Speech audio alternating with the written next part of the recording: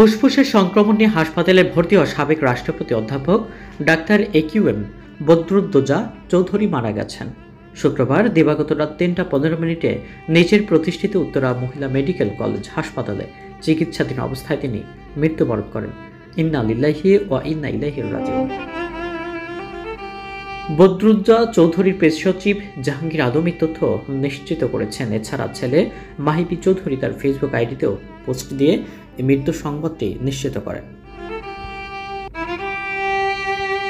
বদরুদ্দোজা চৌধুরীর বয়স হয়েছিল ৯৪ বছর। তিনি স্ত্রী, এক ছেলে, ২ মেয়ে এবং নাতি নাতনি সহ অসংখ্য গণগ্রাহী রেখে গেছেন। ফুসফুসের সংক্রমণ হওয়ায় গত ২ অক্টোবর সকালে বদরুদ্দোজা চৌধুরী উত্তরা মেডিকেল কলেজ হাসপাতালে ভর্তি করানো হয়। সেদিন তার মেয়ে ডাক্তার শায়দা চৌধুরী জানান যে তার বাবা আগে থেকেই ইসকিমিক হার্ট ডিজিজেস ভুগছিলেন।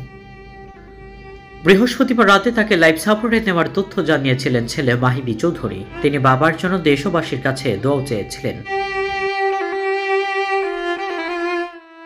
নিজ বাড়ি মুন্সিগঞ্জের শ্রীনগর উপজেলার মজিদপুর দোয়াহাটায়। তার বাবা অ্যাডভোকেট কফিল উদ্দিন চৌধুরী ছিলেন কৃষক প্রজা পার্টির সভাপতি, সহসভাপতি ও যুক্তফ্রন্টের সাধারণ সম্পাদক এবং তৎকালীন পূর্ব পাকিস্তানের প্রাদেশিক মন্ত্রিসভার একজন সক্রিয় সদস্য ছিলেন।